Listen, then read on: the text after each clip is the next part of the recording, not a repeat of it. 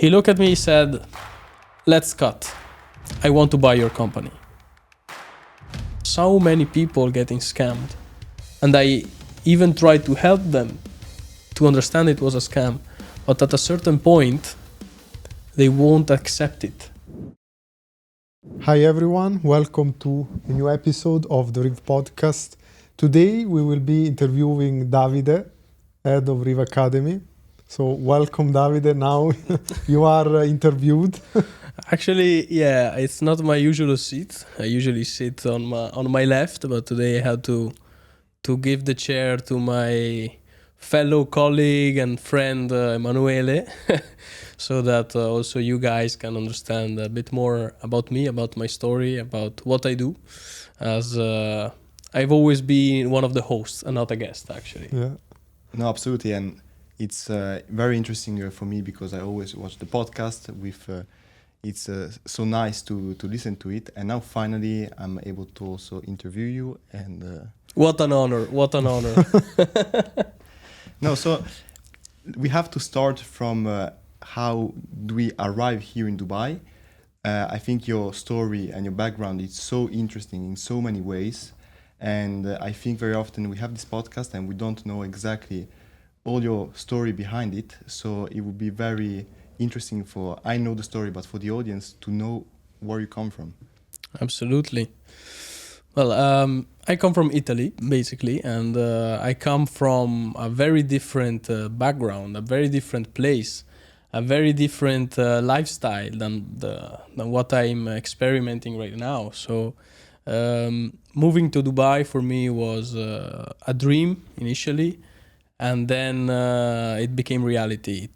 It wasn't easy to create this dream, to create this possibility for me to move here, but I made it, and I'm really glad this happened. So yeah, I started in a completely different field. I always worked for a family business that I had with my father. It was in a construction world, and we would do mainly electrician projects, so everything that had to do with the from lightning to the security, CCTV, and we had a really nice company. We were around 8 employees at a certain point, and I started to work really young. I started to work also whilst I was still studying. So whilst I was still in high school, I would also work. And I got really passionate about that work. It was actually a passion for me. I really liked that lifestyle. And obviously, as all the companies, not everything was easy. We had some really good moments of growth, but also some really bad moments of crisis, maybe for the lack of work that didn't arrive, or economic crisis that happened in Italy. And so it wasn't easy, but this created in me the chance to grow, not only as an employee working in constructions, working in companies on the roads or stuff like that, but also as a managing. So I arrived at a certain point where we were in 4 or 5 employees at the time, and for some reasons that I won't explain now, I found myself and my dad in 2 months. So everybody left in 2 months. It was something that we didn't expect, and actually I wasn't ready to work on my own. I wasn't ready. I didn't have the skills. And I remember it was a Monday morning, and I entered the office as usually at 7:30 a.m. And he looked at me, and he gave me the keys of the truck, and he said, "These are the keys, go." I said, okay. So I got electrocuted like 2,000 times in the first month. I did a lot of errors. I did a lot of mistakes. I failed a lot of things. I was always trying to ask my father, and he was always supporting me, always helping me. And also when some problems happened, some difficult situation happened, or some errors that I did, he was always there supporting me, always there helping me. And this situation that apparently is a really bad situation to find yourself, where from a company with 5 employees, different teams of guys that would go every morning to do the jobs, you find on yourself on your own without the skills to do something, that apparently is really dangerous, really a bad situation. But it actually helped me a lot, because from there I was able, together with my father, to restart, to increase again the jobs that we were taking, increase again the team.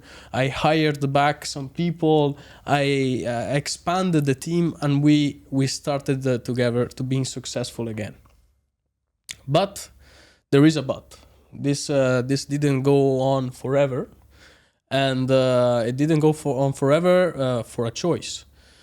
The choice was because the market that we were inside, so this construction market in Italy, and especially when you do some particular operations like electrician or some security cameras and all of this stuff, it's not easy. It wasn't easy to find the people that would work for you. We searched the people to hire. That's incredible for me to hear. We always complain in Italy and in other countries in Europe that we do not offer enough work, and now hearing your story, that you could not find the people, and I know that you would treat them also in a very good way. Tell me about it. Yes, that's I also see this happening in Dubai actually right now in the hiring process. But what happened and what is happening right now, I still talk to a lot of colleagues, a lot of competitors, if you want to call them like this, but friends and other companies that we always work together. Everybody had and has the same problem. Companies are searching people to hire, and they can't find them. They can't find skilled people that are willing to work for them, because it's an old-fashioned job. So the good people of that industry are working in good companies, and these companies will do anything they can to keep them. Even if you offer more money, they won't move, because they will go back to their boss and say, hey, I got an offer for more money, what are you gonna do? And so all of this situation that was created together with a lot of clients not paying, that's another problem you have in Italy. Basically, from my point of view, if you have a company and your client is not paying, that's your problem. It's not their problem. You can't do anything. You send letters from lawyers. You can do anything you want, but if someone doesn't want to pay, or he will not pay you. So combining we had a lot of work to do. So we continue to get new jobs. I didn't have enough people to do them. And then I did the job and people wouldn't pay me. So I said, I'm going to become crazy. I was working a lot. We were earning good. We were doing good money. But the thing that was missing was the scalability. So I studied a lot entrepreneurship. I studied a lot how to manage companies. And in my view, you always need to think of scalability, how you can scale a business. You can't start a business and say, okay, let's do it like that. You always need to scale. So going back to my story, so I don't want to talk for 2 hours about about this. A lot of factors, as I said, were in place in this moment. My father started another company about distributing softwares, and that actually is still going, and it's pretty impressive, the results that they are having. And I started to get passionate about crypto. I started to get passionate about crypto around 2018. I started like, I think 90% of the people, maybe also like you or you, Emanuele, just buying crypto. A friend told me to buy crypto. I bought my first crypto. I bought $10, maybe $20. And then I saw these $20 go up, go down, but at a certain point, I told myself, but what's going on? What's this stuff? Why do they go up? Why do they go down? What's the reason? What do you need them for? Yeah, I need to educate myself about this. Absolutely. So then you started studying more crypto. Exactly. I started studying, and I started also to buy courses. I bought courses of the gurus. In those years, there wasn't so many gurus as now, but there were, and it was a new stuff. It was really, really hyping, and so I was a victim of FOMO, and I bought courses. I tried trading. I tried meme coins, NFTs. I tried a lot of things. I bought so many courses that you have no idea of how many courses I bought. And at the end of these courses, I wouldn't learn anything. The only thing I would learn was how to use a product that these people would promote. I wouldn't become rich. And at a certain point, I understood I need to learn it myself. There's nobody here that's willing to teach me the real value of this. Everybody is here to get a chance to get my money out, because these people were selling me courses to become rich, but at the end of the day, they were the only people that became rich. It wasn't me. Nothing comes for free, and if you really want to own something, you have to learn how to use it. Exactly. Not just look into other people. Exactly. So I started studying by myself with what you can find online. It's really tough. It's a difficult path, because everybody says, yeah, online it's free, you can find whatever you want. Yes, but you need to pick what you find online. Yeah, find the quality content. You have to know where to find the right content. You have to know where to find. And what I could find were like 3-hour videos of someone talking with their camera in their face, talking to me about technology, talking about... I didn't understand. It was really, really tough. But I managed to start. And then it happened that the accountant of my father, which is a very, very smart person, always really forward-looking in new technologies, new opportunities. We were just chatting, and the crypto world came out in this chat. And he said, you know what? If you like crypto and want to do something in the blockchain in this world, you need to meet someone. You need to meet Enrico. Enrico, we had him as a guest in the last podcast, and he said, this guy is the guy for you. He knows everything about crypto. And so I said, okay, let's meet this guy. I went to this meeting and I was fascinated by the way he talked about blockchain. I could see in him an incredible passion in explaining what the blockchain was, what the transaction were. And I got really passionate about it in about 3 hours. And I remember, and Enrico will back me up on this, that at the end of that meeting, he came to me and he said, if you want to become part of this network, he built a network of over 100 companies in Italy. So if you want to become part of this network, I'll make you rich. I will make you someone in the blockchain space. You will become someone in the crypto world. And tell me, how does it feel to have someone backing you up, seeing the spark in you, and in some ways putting themselves as a mentor and their time for you? How does it feel? So obviously in that moment, imagine being me. You are there with your father. My father didn't understand anything about what Enrico talked about. And this guy is telling me this stuff. And I told my father, we were in the car and I told him, there are two answers, two ways to this. Either he's an idiot, either he's a genius. And I said, this guy is not an idiot. Like, it's impossible that he's an idiot. He knows what he's talking about. Look at what he created. So that was the moment where I did my first all-in. I said, okay, let's do it. I had my father help me, obviously, and I opened my first company, my first startup, because to be part of the network that Enrico created, you had to have your own company. He wouldn't admit physical people. You need to be a company, and you need to have a validator node on his blockchain. And also this, it was super interesting for me. So I said, okay, my dream was to be an entrepreneur, was to be something, to have something I built myself. This is the moment, I'll do it.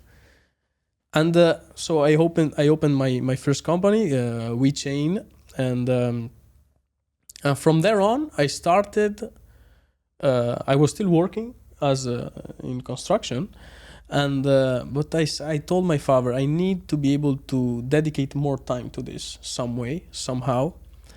And I started getting every single Friday off from my day job, and I would simply get in my car, put a nice shirt on, go to Enrico's office, and I would sit there the whole day. I sat in his office only listening for a year and a half.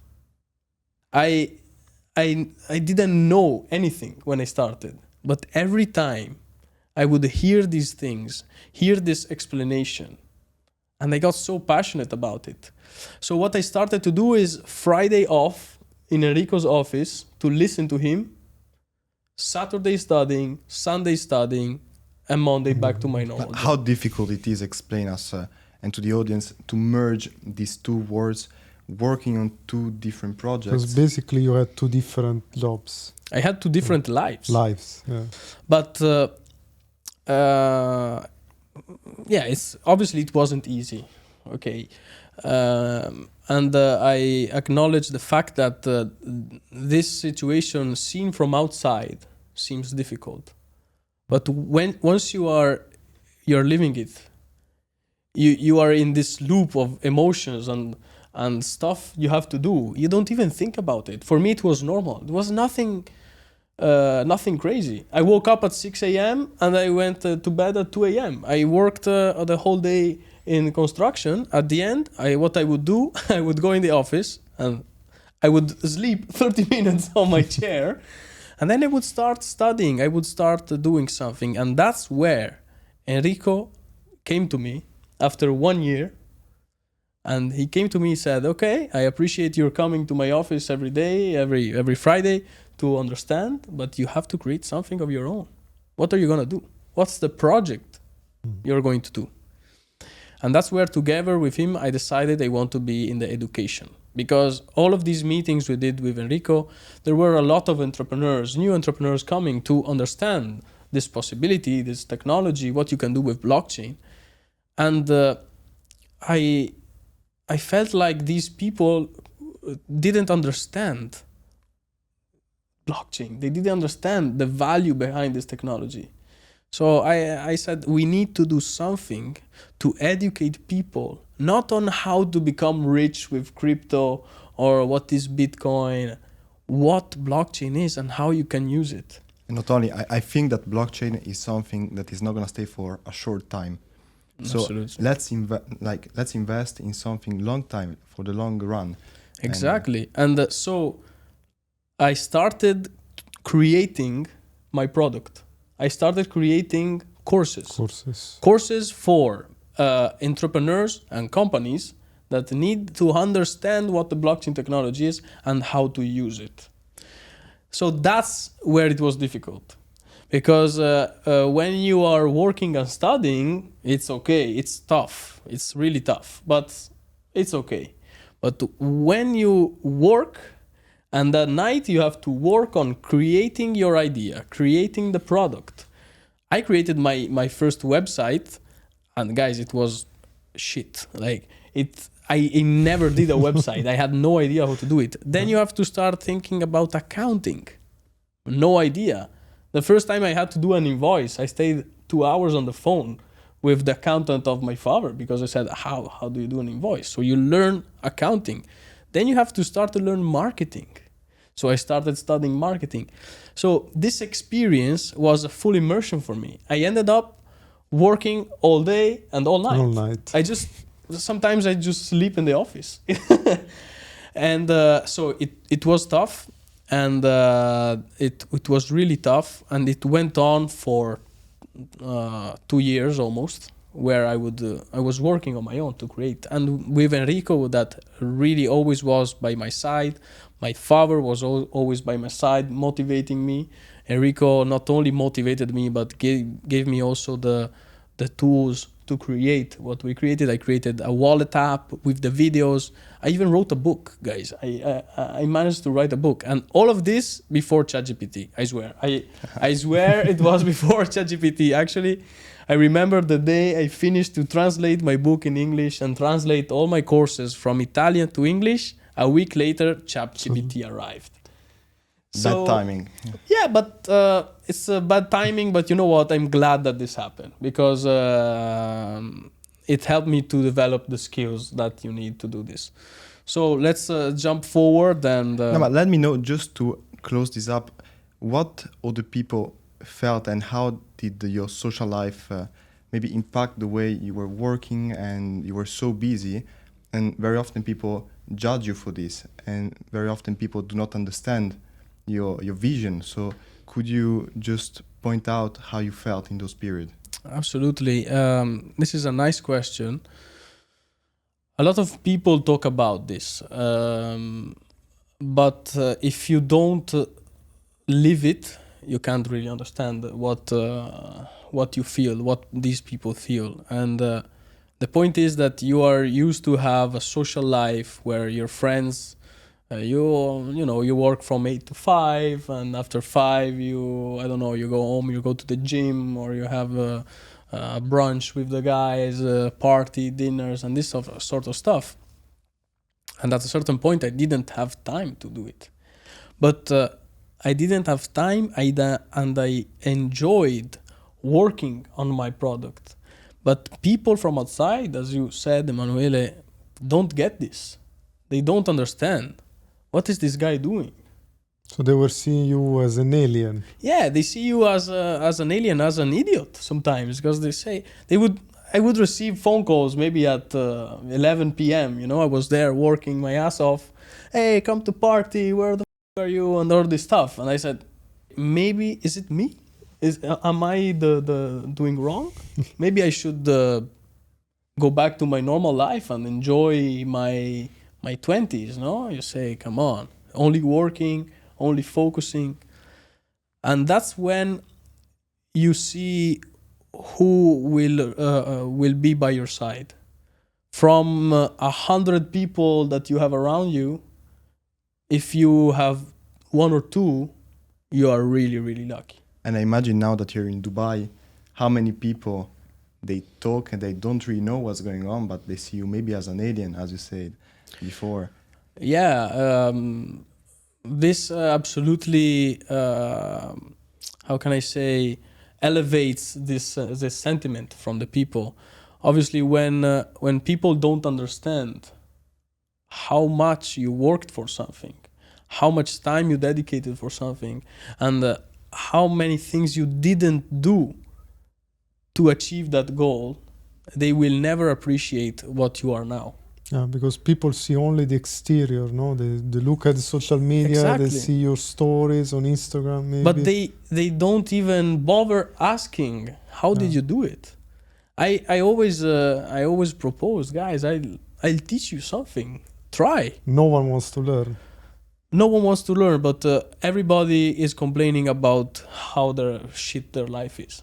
Everybody complains on, I don't have enough money, or I don't know what to do next. Everybody's complaining. And why? Because complaining is the easiest thing you can do.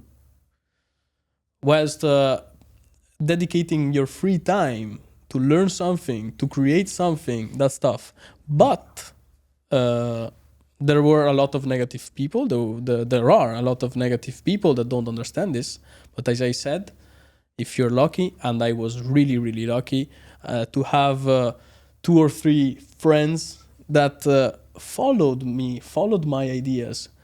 We didn't work together, and we don't work together right now, but all of these friends had their plan. We together motivated each other. So I have a friend, Francesco, which I'm sure he's watching it. He went in real estate. I have my friend Alessio, which has his restaurant, and then he opened an Airbnb, and then he bought a house and flipped it, and now he's working in the construction world. So we had our ideas, and if you're lucky enough to have one or two real friends around you that will motivate you in those sad moments, in those nights where you're there on your own and you say, am I doing the right thing? Or maybe I'm wrong. Am I just wasting time? Because when you do something on your own and you do it in a new market, in a market that's unknown, that's the risk. That you arrive at a certain point where you say, what am I doing? Maybe I'm doing something wrong. Maybe I should stop. And is in those exact moments that you don't have to stop. Because when you are in the dark moment of your life, where you are there crying, don't knowing how to do it, how to make money, why this is not having success, that's where you have to push. Because I can guarantee you that after that moment, you will receive a small treat. You will receive something small that will lighten the spark again and say, something is working. And it happened all the time to me. You meet someone, some big entrepreneur. I started meeting big entrepreneurs that I said, how do these people even listen to me sometimes? But they listen to me.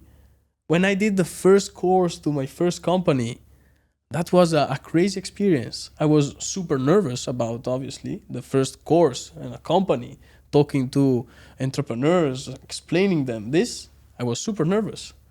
But after 2 hours, these guys started saying, so with blockchain, we could do this, we could do that. They started throwing at me use cases. So I said, these people 2 hours ago didn't have any clue of what the blockchain is. And now they are already telling me what to do with it. So it works. So I think the message is that is in the really sad moments and bad moments where you're worried that you need to switch your brain into panic mode. Panic mode, for me, is the best mode. Panic mode is the one that allows me to concentrate 100% in finding a solution to a problem. Then everyone is different, obviously, but for me, panic mode is the best mode. What really comes of what you said, and I think it's key in all this discussion, it's how it's important to sometimes wait, look back at what you just have done, and that if you put in the hours, the results are going to come. And as you said, you start, it's hard, and then you talk about blockchain with entrepreneurs and you start selling courses and you realize, yes, I'm actually going very, very much forward. And I do think that this is very important to step and to wait and understand how much you have accomplished in this time. Absolutely. And another thing around the topic of your friends and people that are around you in these moments, I know you hear it all the time. You hear it all the time from gurus or big entrepreneurs, but it's so real. The people that are around you represent who you really are. From the people you have around yourself, you can understand who you really are and what you really can do. If you have around yourself all negative people that don't have the expectations of success as you have, you will never have success. That's why I started at a certain point to, instead of going to parties, I started going to dinners, I started to go to conventions, events. I would spend a shit amount of money to be able to go to Lugano.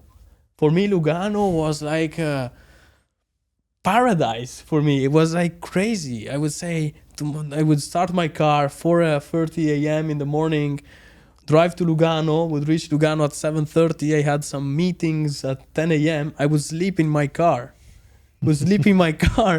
Because there was no other solution. I spent so much money to have the chance to sit on the same table of other people, because their influence is what shaped me. And that's the hustling. Yeah. That's the hustling. Doing stuff that you can't afford to do. And that really helped me. So you need to be able to separate your private life from your career. You have friends that will always be friends, but you will not talk about work with them because you have two different views. There are people that are happy with their 8 to 5 job, and I fully respect it. But I'm not that kind of person. So I'm not going to talk about work with you. We can talk about cars, we can talk about football, we can talk about parties, whatever. Then you need to have people around you that think like you, that you aspire to become. There are people that you look at and say, I will get there to do it like him. And if you have these people around yourself, you will do it. You will attract this. Yeah, that's very important. Also, we speak a lot about the role of the mentorship and how it's very important to have mentors. You spoke about Enrico. I think he was sort of mentor to you. Absolutely. Because you gained a lot from him. But how is important for a young person that wants to become an entrepreneur, that wants to hustle and make money and whatever? How is important, your opinion, to have a mentor or to have someone that puts him in the right direction? So I think that having a mentor is a game changer. Is a completely game changer. Because if you don't have a mentor, you will be stuck in some thoughts, in some systems that you won't find a way out. And a mentor is not someone that you call him and he helps you. That's not the job of a mentor.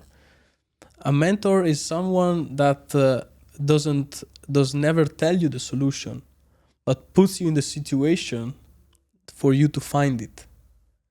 Because the mentor is there to shape you, is there to create you, is there to elevate you.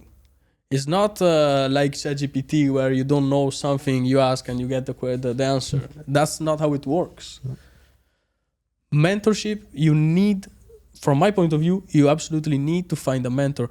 And attention, the mentor is not necessarily someone you know. The mentor could be the author of a book, could be a key opinion leader that you find on socials. But it has to be someone that you aspire to become, someone that will shape you. And I remember I read a book about this, and it was written by Julian Hosp, and it's called the Time Horizon Principle. And in this book, Julian Hosp talks about his relationship with his mentor and how important it is, and how he couldn't even sometimes get reach of his mentor. He wrote to him, and his mentor would sometimes answer him, "Do you think I'm gonna answer you this question? You have to figure it out yourself." His mentor would put him in the situation that he had to understand how to fix the problem, how to grow really. So mentors are really, really important for me. But not only mentors, also the mindset you develop. The mindset is something that I don't think you're born with, a certain mindset. You need to develop it, and you develop it by being with people that have the mindset you aspire. If you are surrounded by loser, your mindset will be a mindset of a loser.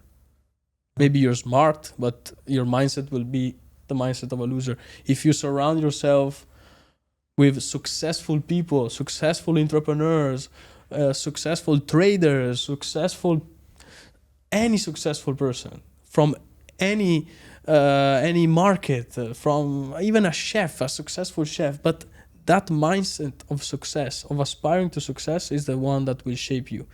And if you get all the different pieces of the puzzle, mentorship, mindset, skills, and you put them all together, you have the result. Oh, the result, yeah. I also really think that people that are successful, they don't have, you cannot describe what is a successful person. You have many different types of people that become successful.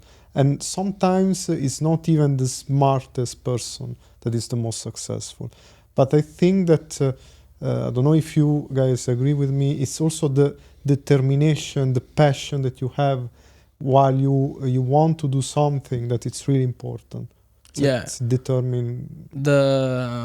What you said is really interesting, and that's where I will ask you a question. How do you determine if someone is successful or not? Yeah. Is it only from their net worth? No, I don't think so. Because we live in a society right now where if you're rich, then you're successful. If you're not rich, then who are you? You're not successful. You can't flex a Lamborghini, you can't flex a Rolex, you're not successful. And I think that's really wrong. There are people with great mindset that don't care about money. I think each one of us has its own definition of success. And someone really needs to understand what does it mean being a successful person to me, for example. And then you can work on that and you can achieve your own success. This doesn't mean that you have to have 1 million in your bank account or have Rolex and nice cars. It's just how do I think, what is the definition of success that I would fit? Yeah, that's very important. And to close this talk around success, mindset, etc., another key point I think is the time horizon. So always, Julian Osman, I'm a great fan of his books. He talks about the time horizon principle. So you need to understand who you are and what you want. Where do you want to be at 50 years old? You need to start from there. How can you imagine yourself? What's your dream? When you will be 50, 60 years old, where will you be? And then you reverse engineer this. So if at 50 I'm there, where should I be at 25? Where should I be in 2 years from now? Where should I be in 1 year from now? What should I do tomorrow? But you need to have your vision clear, because you can't change your vision. And finding who you really are and what you really want to be, I think, is one of the most difficult tasks. And maybe I still didn't find it. It takes years. And in this rapidly evolving ecosystem and technology that we all live into, it's always much difficult. But I think another key of the success is to understand who you are and what you want. I completely agree. Explain to the audience, because we do know, but how did you arrive here and what was the transition between WeChain to where we are now? So it's a crazy story. At that time, I was, as I told you, working both in the family company, both on my own company, and it arrived at a certain moment where me and my father had to take the decision to stop working in the construction world. I would dedicate myself 100% on WeChain, and he would dedicate 100% on his other company. And that's for the philosophy that if you chase 2 rabbits, you're not gonna get anyone, neither one. So you can't chase 2 dreams. So I focused on mine, and he focused on his other company. And with Enrico, I continued to work, and he saw I was hustling and I was dreaming about Dubai. I always dreamed. I remember telling my mother, I'm going to go to live in Dubai. She said, when? How? I have no idea when, I have no idea how, but trust me, I will do it. I will find a way to do it. So I was with Enrico one day, and he told me, you never been to Dubai. You always talk to me that you would like to see it. And he had business here with Roberto that I didn't know about. And he told to me, let's do like this. Let's come to Dubai with me 2 weeks so you can look around, see if you like it. Because he said, maybe you come to Dubai and you don't like it and you change your mind, you change your dream. So I said, okay. I came here in a sort of vacation, an exploration vacation. And Enrico was working in the office of RIV, actually. And I was at home. I was visiting the city on my own. And one night he came home and he told me, Roberto wants to meet you. I was flattered. I said, what's going on? He said, Roberto wants to meet you. You need to be tonight at 10 p.m. at Armani in Burj Khalifa. Imagine, I was there. I had no money because all the money I made, I was spending it to do my project in my company. I was really hustling, and I said, wow, I need to go in this place, meet these people I don't know. I got there, and I saw Roberto and I saw Guido for the first time. He was sitting there. And I remember as if it was yesterday what happened. I got there and Roberto shook my hand. He said, nice to meet you, Roberto. I said, nice to meet you, Davide. He looked at me, he said, let's cut. I want to buy your company. And that's where my life changed.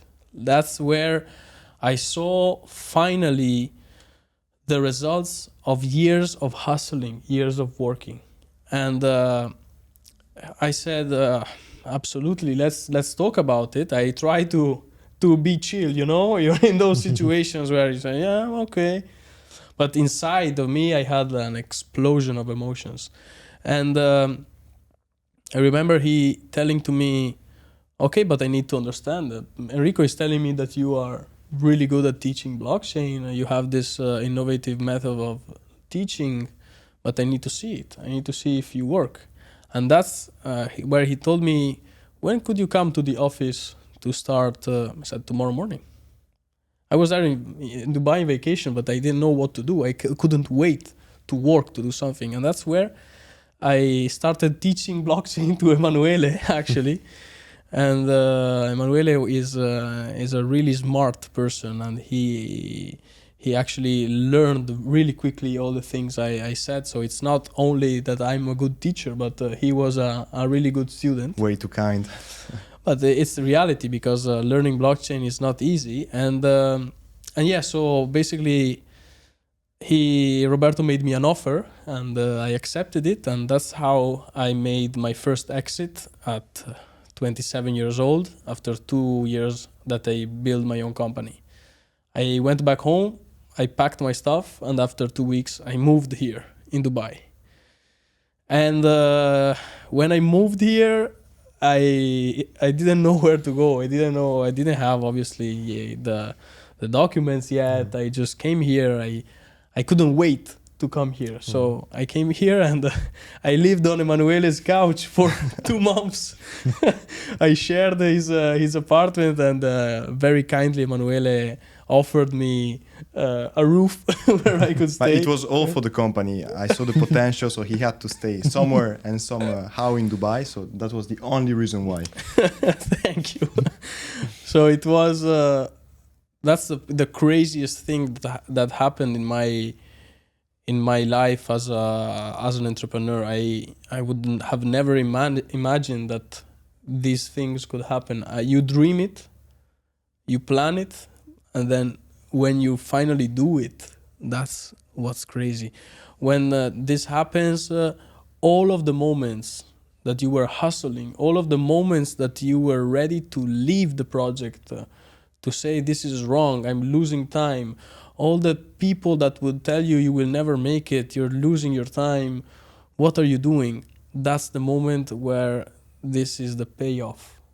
You finally realize that all of the things you build have a big value.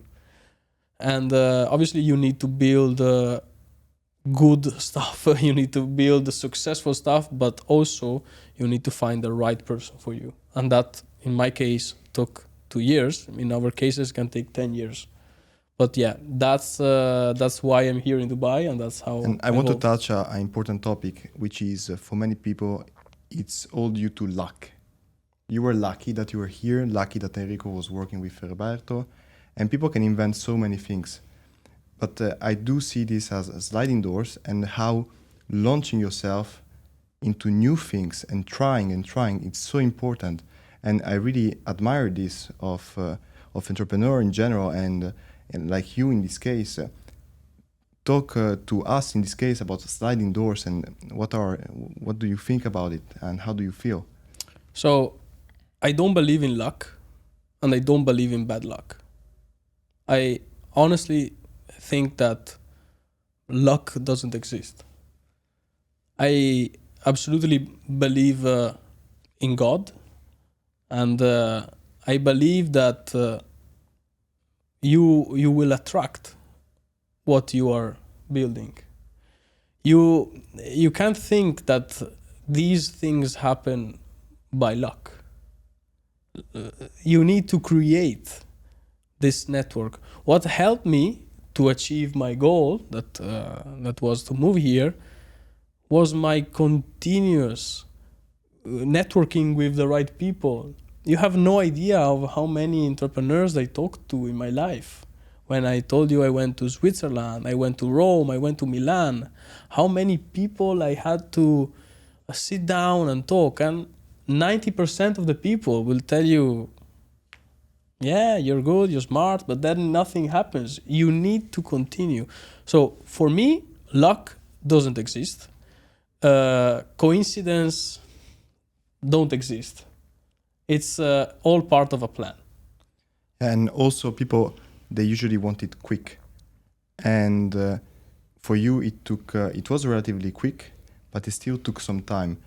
How much it is important to actually build something and not just chase it?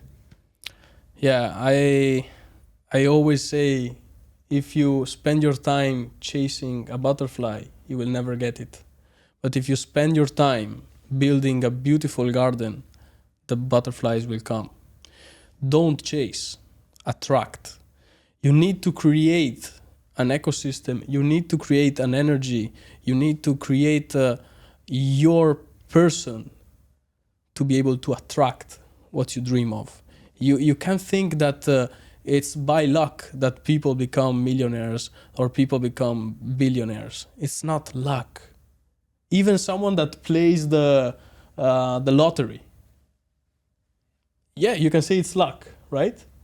But usually if someone wins a big prize to the lottery, is because they continue to play. Try, yeah. Yeah, and say, oh, if I win the lottery, but do you play the lottery? No, so how are you gonna win? No?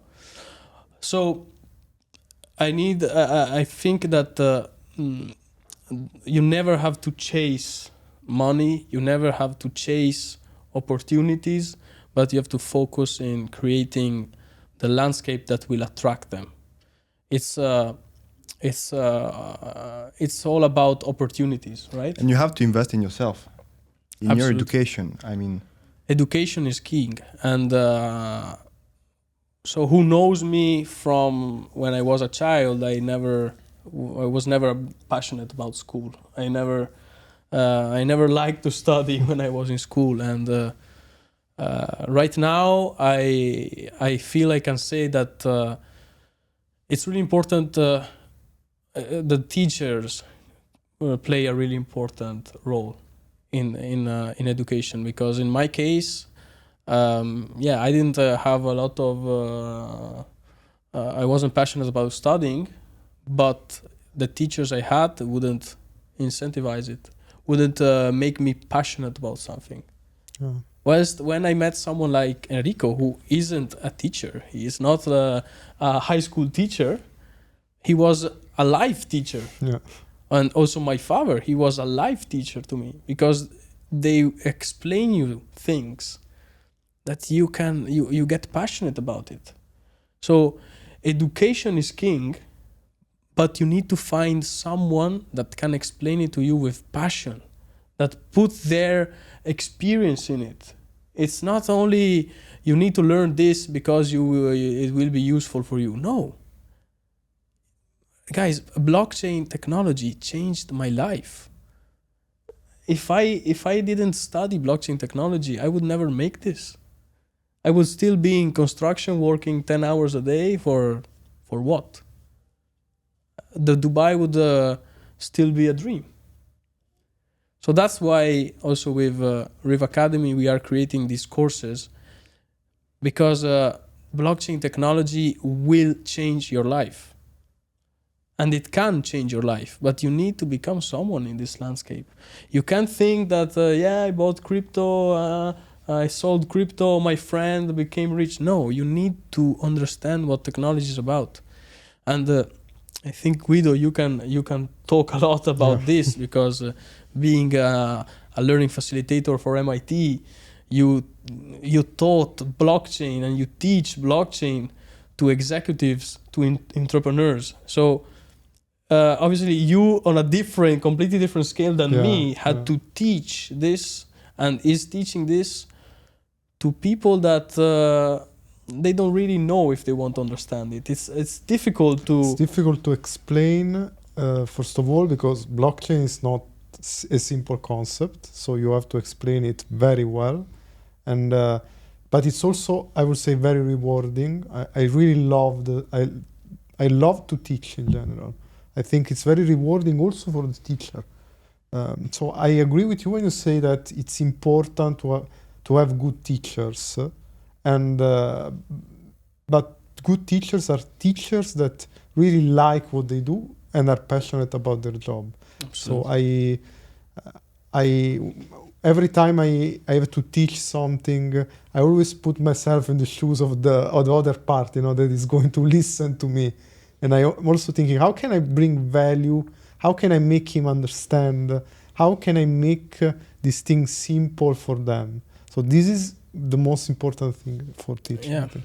But tell us, Davide, what is your philosophy behind the vision you have with RIV Academy, and how do you make it impactful for your students and the people who follow it?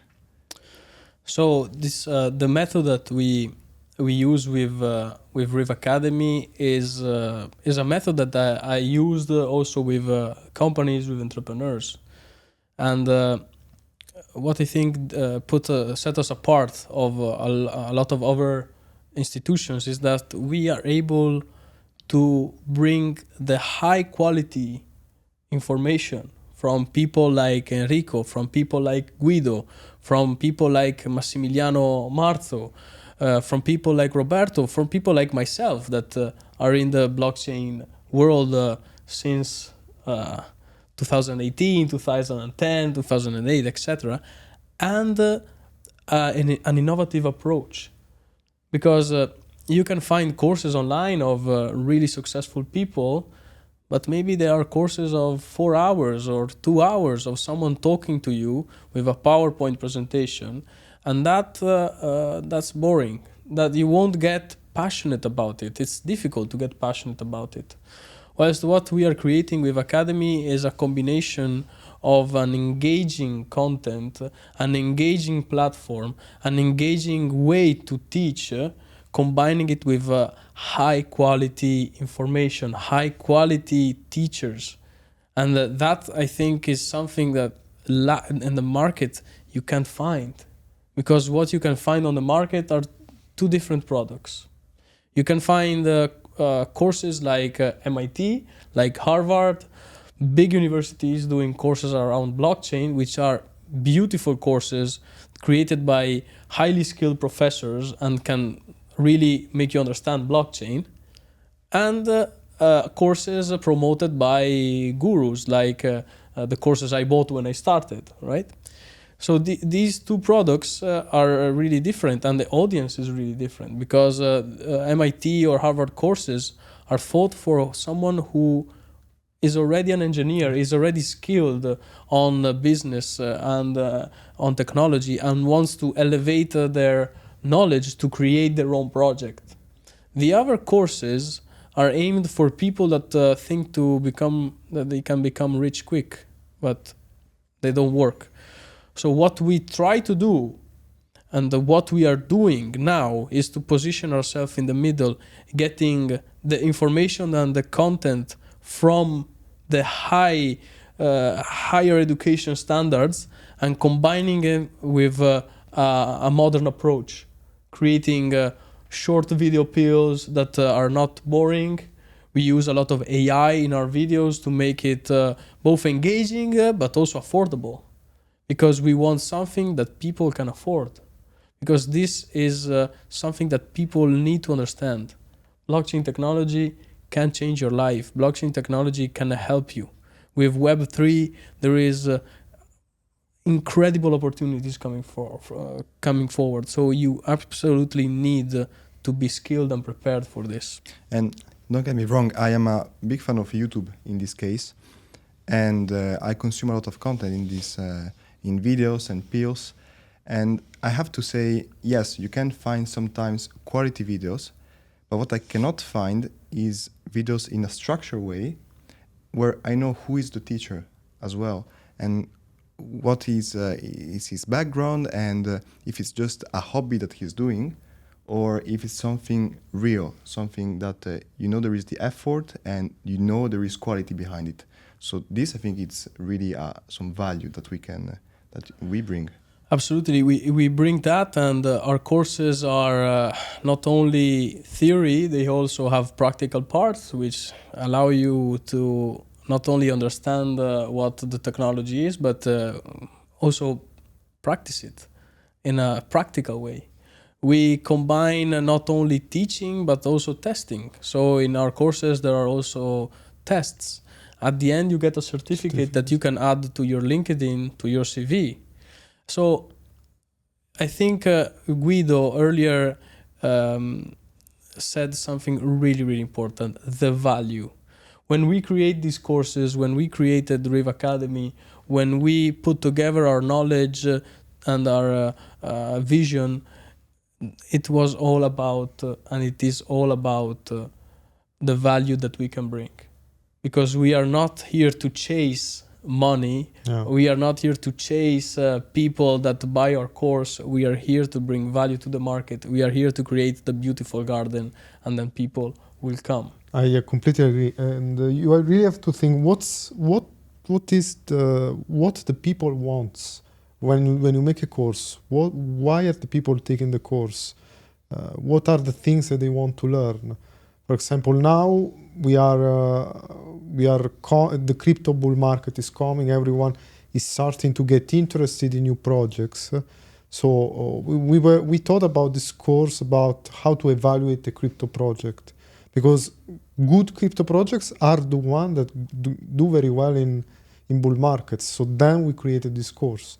So it's always the customer and the student that is on the first spot, on the first place, and we have to create value for our prospective student. Exactly. So what is the most rewarding moment that you had as an educator? Well, I think, as I said earlier, it was the first time I did a course with some entrepreneurs where they understood exactly what I was explaining, and they started already to propose use cases, and that's, I think, the approval that my teaching worked. But right now, I think that together with the RIV team that we build together, I'm really, really satisfied of what we are doing. I'm really happy of what we created. We managed to create an academy in just 6 months, and we already have more than 1,000 people that signed up on our platform, and this is incredibly rewarding for me, and I think also for us as a team. And this is the thing that pushes us to create always new content, new ideas. We have so much coming in the next month. So we have a tokenization course, and that I'm really, really proud of, that will be done together with Enrico, which I think is one of the biggest experts on tokenization, real-world asset tokenization. And this course will not only explain what tokenization is, but will bring the user from zero knowledge to an expert on tokenization, giving them even the chance to do an internship in a company. So you don't only learn, but you get practical experience that then will help you to grow in your career. We have the app that is coming. We created the RIV Academy app that will be launched soon. I think around February it will be available on the stores, and also this brings education more accessible to people. Now, in 2024, there are not a lot of people that have laptops. Funny enough, we all use our phone, so it's important also, to create not only the content itself to be easy to consume, but also adapt to what the market wants, right? So as you said, all the courses we do are in line with what the market is searching, but also the way of teaching, the platform we created is created like that. So yeah, the most successful accomplishment as an educator, or as the role I have right now at RIV, I think, is really seeing what we built in this short amount of time, and the huge interest we are having from market and from investors. Yeah, I think that's great. We are building really a very, very good. I don't want to brag about what we are doing, but I think it's coming out very well. Yeah, which is not only blockchain; it's also traditional finance. In this case. Absolutely, we have traditional finance with the help of Massimiliano Marzo, which has a remarkable CV, an incredible experience in traditional finance. I mean, he's bringing to Academy some incredible information, some incredible content. And what I really like about Max is that he's the teacher I always dreamed about. When you look at him teach, it's like looking at a famous artist paint a beautiful painting. You can see that he was born for that. You can see that even if he's talking about boring stuff like inflation or formulas or how to calculate the EBITDA of a company, he's so passionate about it. He can't stay still. He's really part of it. So not only the incredible skills that our teachers bring in crypto, blockchain, but also in traditional finance, but also how passionate they are.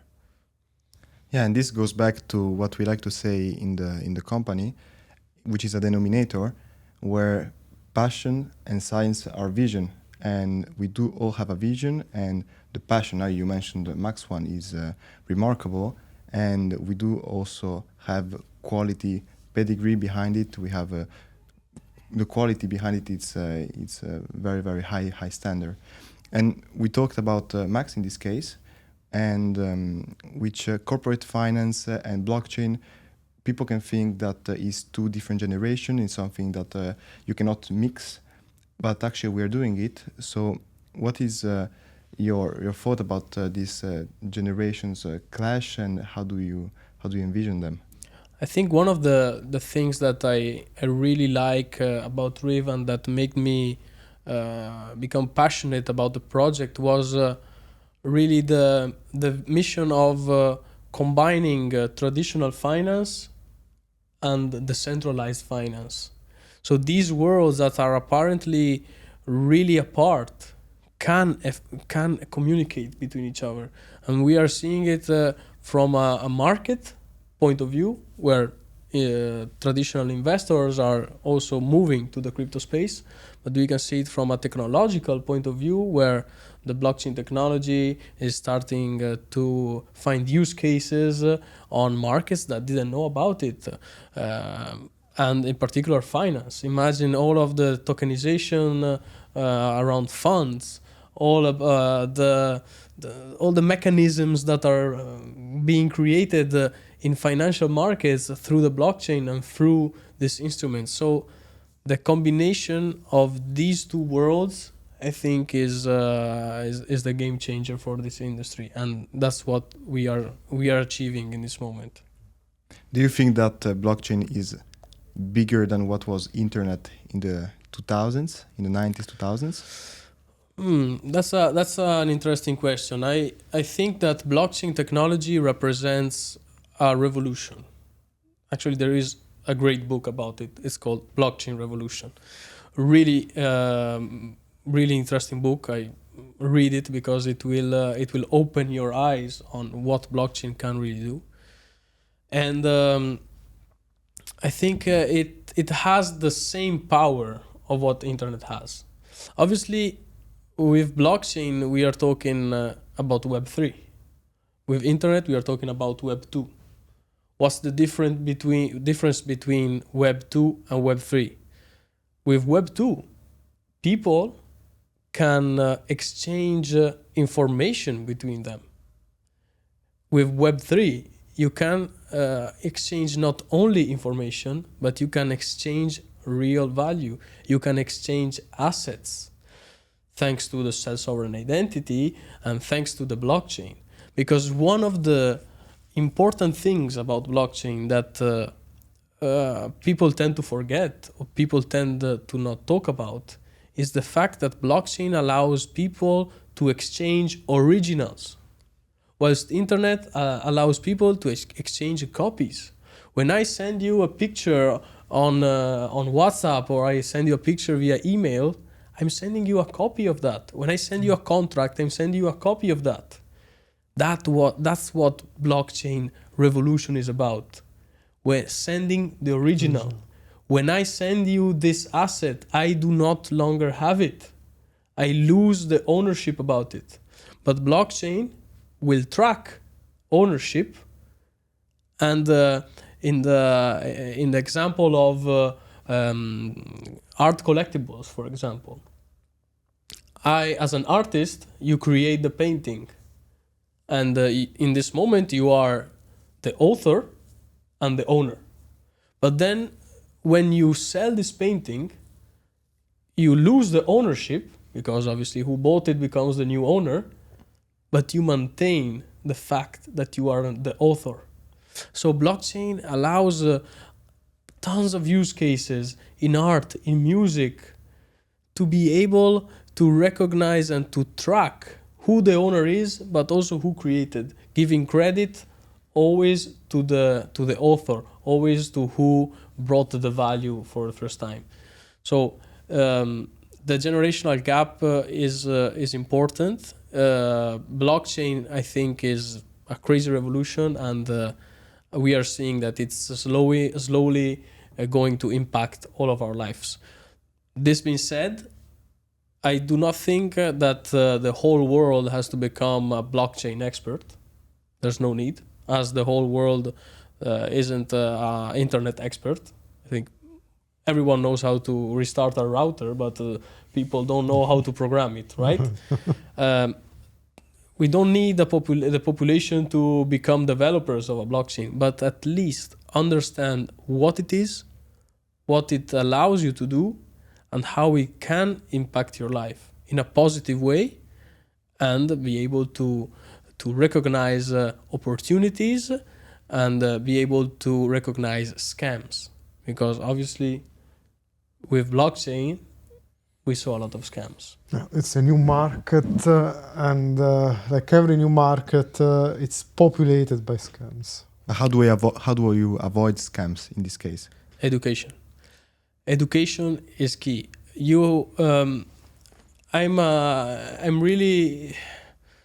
get really angry about scams on crypto, scams on blockchain. And actually for a short period of my life, as a hobby, I was going to meetings where they presented scams and trying to explain to people that it was a scam. But that's a really difficult task, because you see, the scams in the crypto world are all living thanks to the FOMO. What people that create scam do are really good at creating FOMO in people, the fear of missing out. People think that because they read on the Facebook or they read on the newspaper that guy bought Bitcoin and now is a millionaire, you can do it as well. But if you don't have education on what a blockchain is, what a project is, as Guido said, how to evaluate a crypto project. I think that how to evaluate a crypto project, for example, is a course that we did, is I think 1 hour course. Yeah. And just that course will help you to avoid any scam. You need to understand the basics.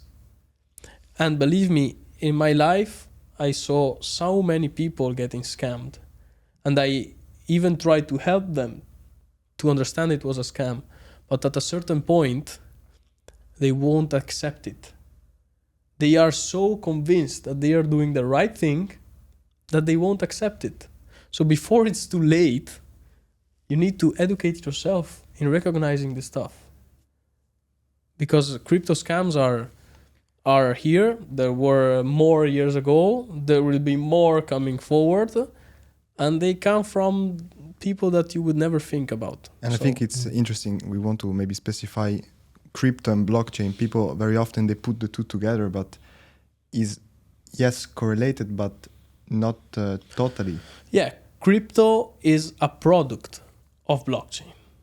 So if you read the Satoshi Nakamoto's white paper, how does it start? It starts a peer-to-peer electronic cash system. So blockchain was created in 2008 at the peak of the financial crisis in traditional markets as an alternative way to exchange value between people. But then, as I said, blockchain has different characteristics. Blockchain, as we teach in our courses, has 3 main characteristics. It's decentralized. It's decentralized because it doesn't have a single server, but it's distributed. And decentralization is important because you get rid of the third party that create consensus. And the distribution makes it distributed in a lot of different locations. And the third characteristic is immutable. Immutable because anything written on the blockchain can't be cancelled. Oh. But this being said, crypto is only a product of blockchain. Blockchain can be used in tons of use cases as traceability, notarization, tokenization. So there is so much more than crypto. So don't think that blockchain is only crypto. Absolutely. And it's such a hot topic, blockchain in general. But also there are other hot topics which I know that Guido is really into it. AI, for example. Yeah. How do you guys envision not only blockchain in the next decade, but also AI? AI will be one of the most transformative technologies of our century. In my opinion, everything will be influenced in some sort from artificial intelligence. And artificial intelligence now it's stupid in the sense that it's not really an intelligence, or it doesn't have a conscious. It's not conscious. It's just can't think. It can think basically. It can do very complex tasks in easy time, and these are the tasks that we cannot do quickly. In this way, we are complementary to each other. In my opinion, we are passing, and we will pass through an AI which is more and more intelligent, and we will match the human intelligence in many aspects. And in that way, we are going into a world in which artificial intelligence will be much more pervasive and much more present in our lives, basically. Yeah, I think that AI is a tool. We use AI. We, as a company, really use AI. Yeah. And, I think when AI started coming out with ChatGPT at the start, there were people saying, oh, AI is going to steal our jobs. Yeah. AI is bad. AI is dangerous. But what you gonna do about it? AI and blockchain is like a tsunami that's coming towards you. What are you gonna do? Are you gonna stand there on the beach and try to stop it? It won't work. Yeah. What you have to do is to get a surfboard and surf the wave. Especially if you are young, especially if you want to grow. And to do this, you need to be educated. Dedicate your time to learning. Having more skills in your portfolio, in your bank, in your brain bank, having more skills is what will save you, is what will help you, because you never know what can happen. Exactly. And going back in this case to the academy, if there were some maybe advice that you could give to someone who wants to get into a business about education or technology in general, which is something very often complicated, are there some advice that you would give in general to them? Absolutely. I think the advice I can give is around the skills. That's I talk for my personal experience, and what really helped me to achieve my dream, what really helped me to have success with my company, what allowed me to do my exit, and what is allowing me now to create what we are creating is skills. You need to study, you need to educate yourself, but you have to do it for yourself, not because you want to brag, not because you want to show people that you're smarter than them. Educate yourself, continue to study, and focus on yourself. Focus on you as a person. For example, when I started to sell my courses with WeChain, at the start I couldn't sell courses. I was there saying, why can't I sell? Why can't I sell? Because the answer was that I was focusing too much on selling. I was chasing. And I was only talking about my product. I was only talking about what I did. Instead, what people want to hear is who you are. You have to create trust. Trust comes with skills. Because when you sit down with big entrepreneurs, and if you're not skilled, I can assure you that that's going to be one of the worst days of your life. Because you think you're going to impress them, and then in 2 questions, you're out of the game. Mm-hmm. So you need to be skilled, and you need to practice your networking skills, and be able to present and have your vision, have your point, and be able to defend it. Because sharks come and you need to know what you're talking about, and you need to be able to maintain your road, maintain your direction in any case. So educate yourself, study, grow yourself personally, study, do sports, become the person that you really want to become. And I think Dubai is the perfect city for this, because I always say that Dubai is forcing you to become the best version of yourself, because you are in an incredible ecosystem. Everything works perfectly. You live in the safest city in the world.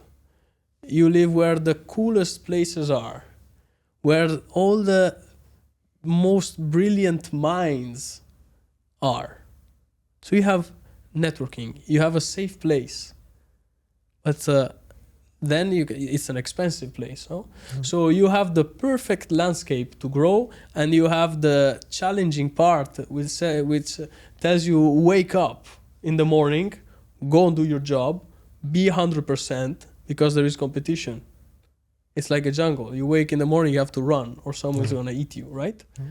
So Dubai if you are a young entrepreneur and you have the chance to come here, first of all, come here and visit.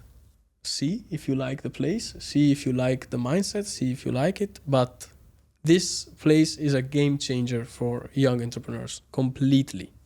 Yeah, and it's not only work.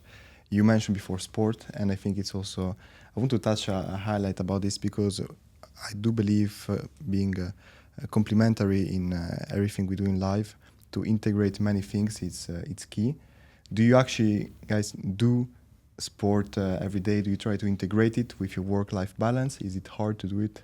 It's hard to do it, obviously. It's sport is energy consuming, as work is energy consuming, and there are some days that we work 16 hours, 18 hours, weekend we work, so we always work. But yeah, I managed to do Muay Thai. I like Muay Thai because it's something that it's not only a physical sport, it's a mental sport. And you can see that training. When you train, if you're not 100% focused, you get hit on your face. You get punched really hard. So I think for me, the sport allows me to release the stress, release all of the bad situation that happened, that you can go through in life.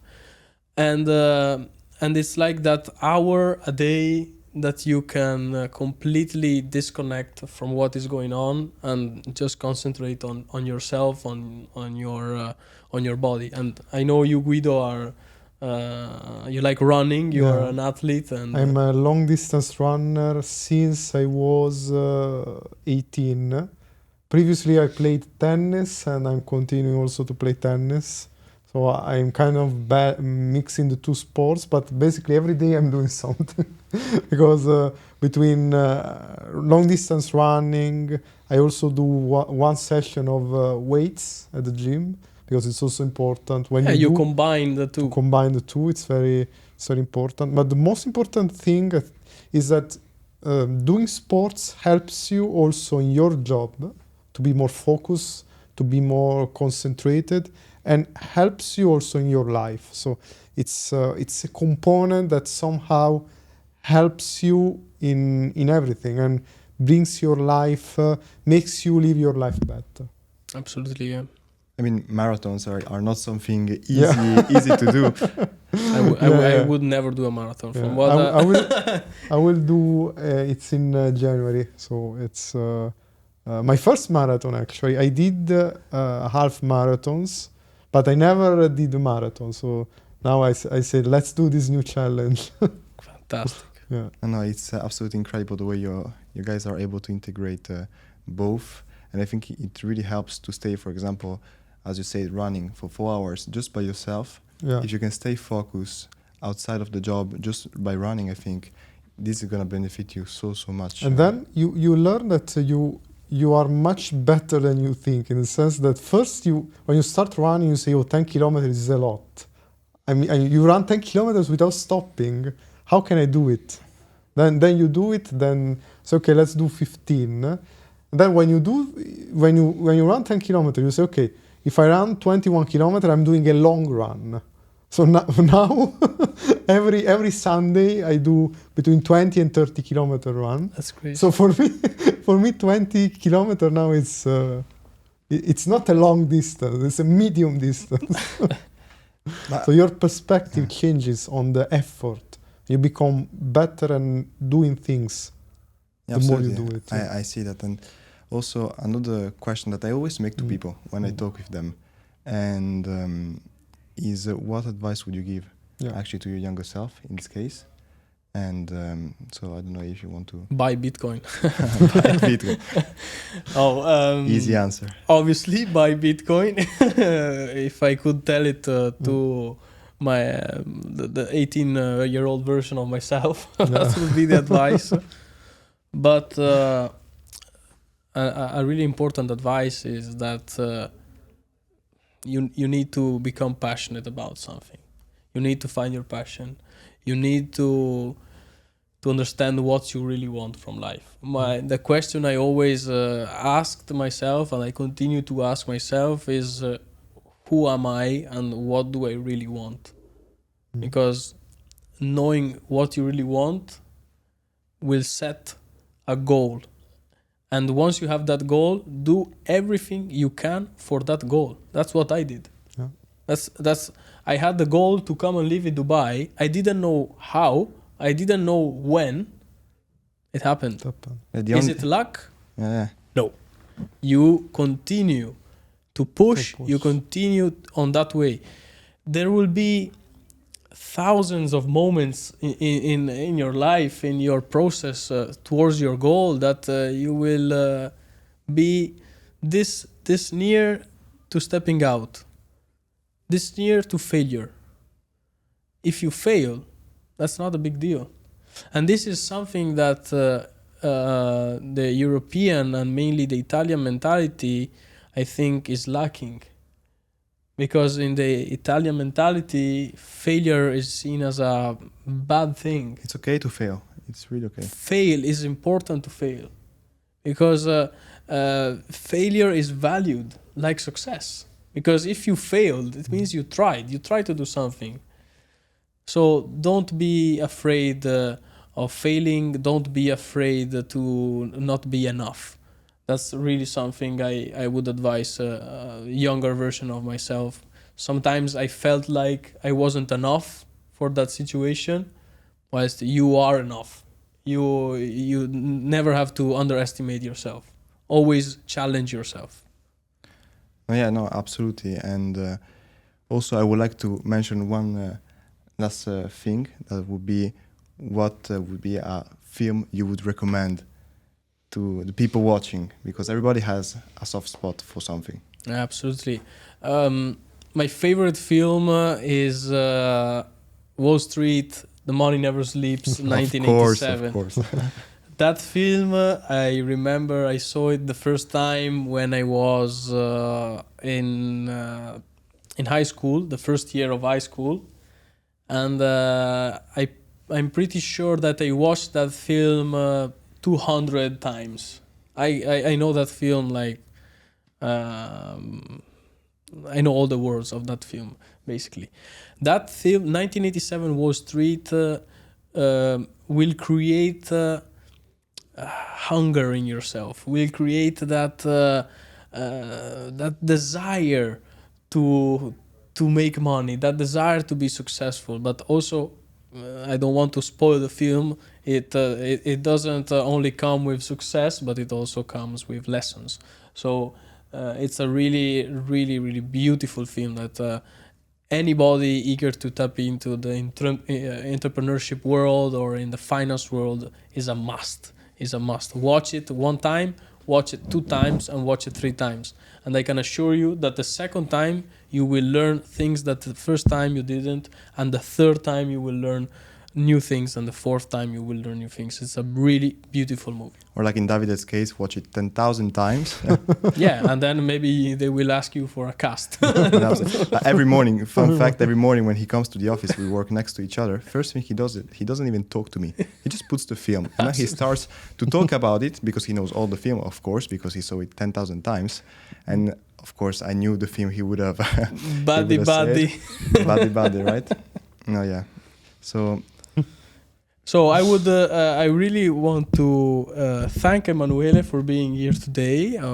It was nice to have you here with me and Guido, and I was happy to leave my seat to you for this. And we will see Emanuele again when we will talk about Guido's story. And I really think it has been important to do this episode because. Obviously, we bring successful entrepreneurs, we bring successful people, successful artists, and but you might be wondering who are these guys that interview them. So it's important that and age doesn't matter, because we invite people from all type of backgrounds and age. Davide, you're 27 right now, and we interview people which are 55, 56 years old. It doesn't matter the age where you're at. I think there is always a way to really make it in life. Absolutely. Dream big. Thank you also, Davide, for your time. And thank you, guys. See you in the next episode then. Thank you. Bye. Bye.